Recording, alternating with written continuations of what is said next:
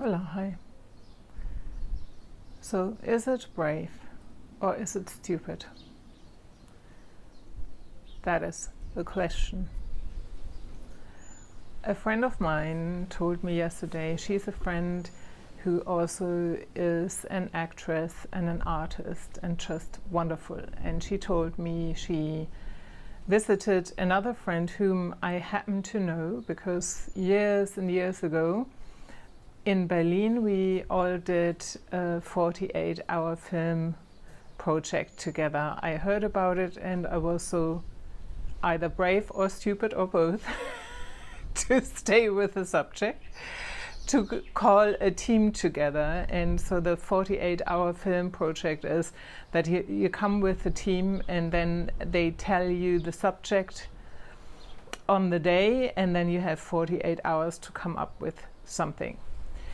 So that friend we both know is called Dagmar and she lives in Berlin, and my friend Ulrike, who visited her in Berlin, told me that Dagmar just had been working on a solo show about Brigitte Bardot for years, and finally she performed it and Ulrike helped her on many levels, and she told me that one evening she had 30 people and the next evening it was much less. And it was, but that's just a side note. I think the important thing was it was a great show. She said it was fantastic what she's done. It was obviously a lot of work, a lot of heart that went into it and would be worthwhile to be put on a big stage, which of course can happen or won't happen.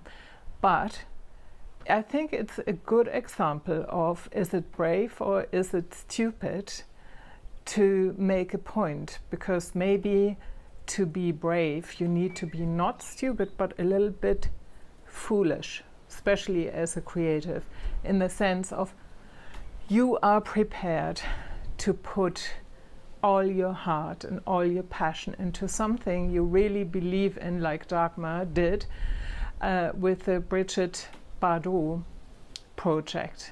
You put your time into it, you put your effort into it, you put finances into it without having any guarantee whether it will be in mundane standards successful in any way, shape or form. But you know you have a deep calling and you just feel like you have to do it. And I think this is where you have that crossover.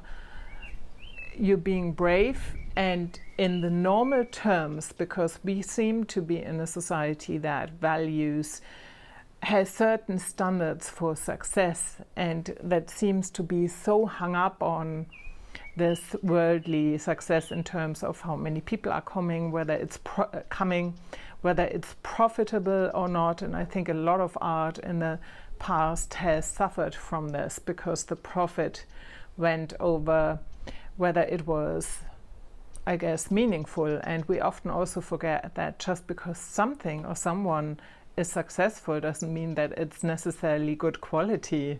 We do, for some reason, equate that, isn't it? Like sold out shows or whatever it is means it's got to be good. But who's saying that? I, have enjoyed so many films that got bad critics, and I thought, what are you talking about? Or not many people who came and viewed it, and I think, what are you even talking about? This is such an important and entertaining and great film. So it's all relative.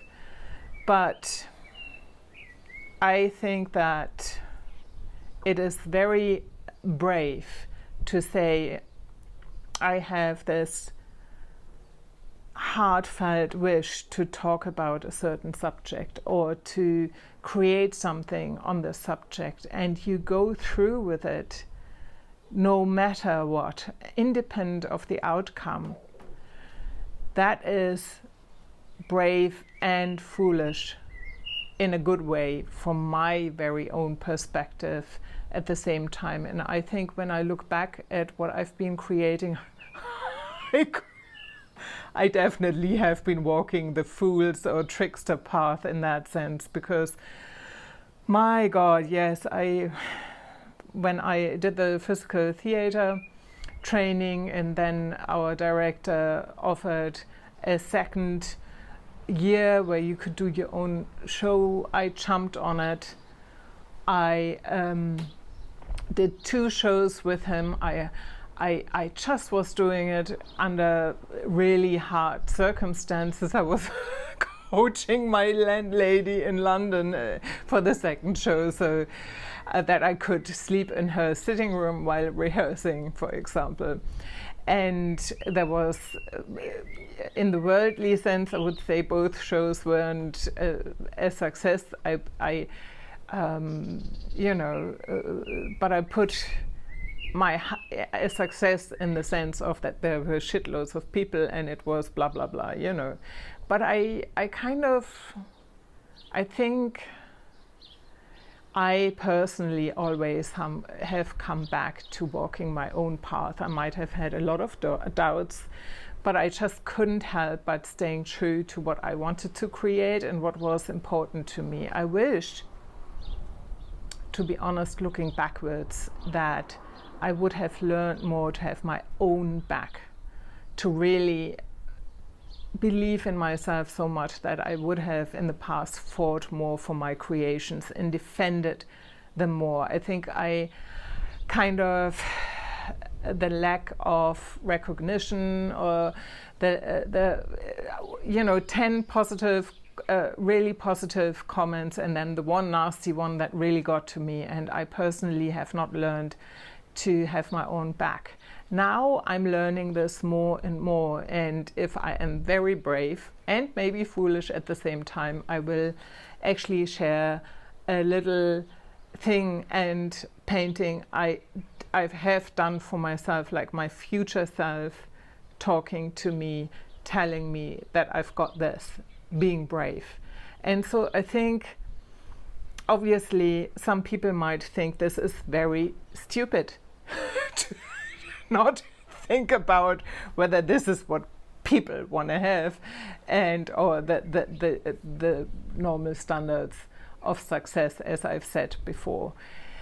But at the same time, if it's really about being brave in the sense of being true to what you feel is important to create and being true to who you are, then I think you need to somehow add in some kind of foolishness, great, foolishness, and taking the risk of not being successful in the worldly sense, and maybe redefine success for you.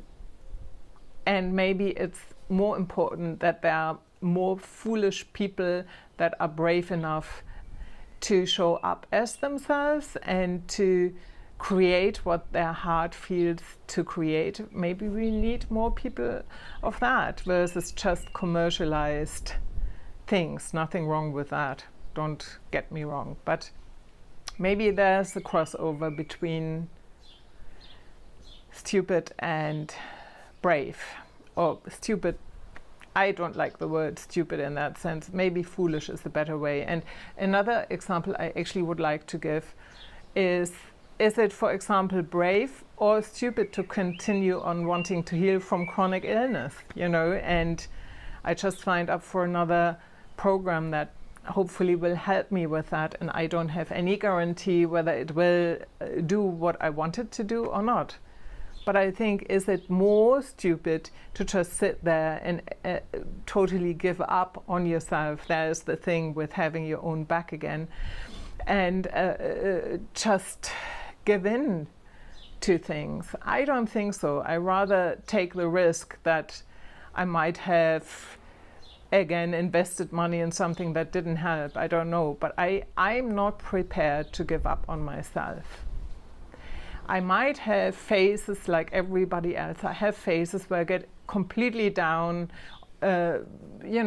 for the fact that there's not as many people watching what I've got to share than I would like to. I don't understand why people a year ago watched more than now, all those things. But I always come back to, or I get totally sucked into, what is it I need to create for the people? What is it they want?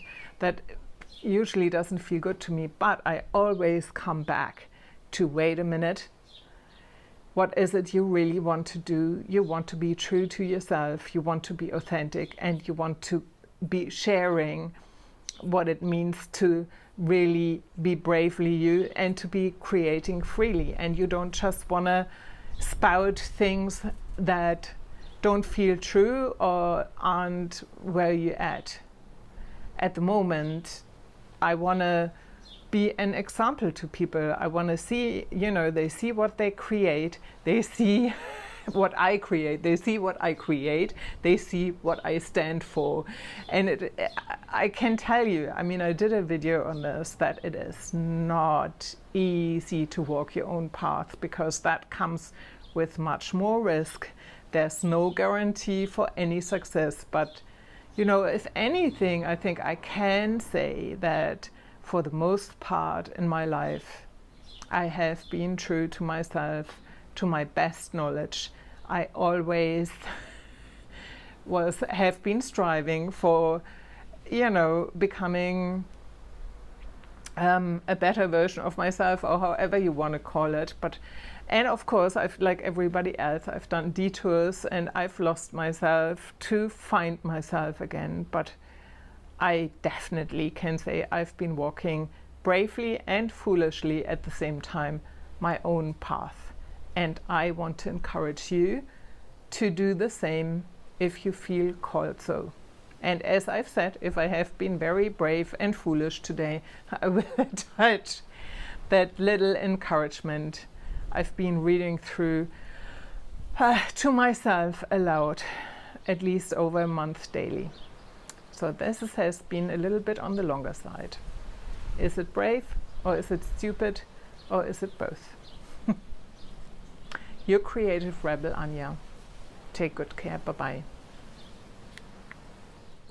My beloved one, I never wanted to feel you that alone, cut off from yourself and the world. This deep feeling of disconnection. All I ever wished for you is to belong to yourself and others, to love and be loved, to see and feel seen. You ask, why? Why you? Why so much suffering? Why so much pain? I don't know is the answer. But I do know that you matter to me. I do know that healing is possible, physically, emotionally, mentally. I know that I will never give up on you. I will always stand by your side. I will always have your back. I love you just the way you are. You can do this. Keep on going. Your future self. Futu Rosa.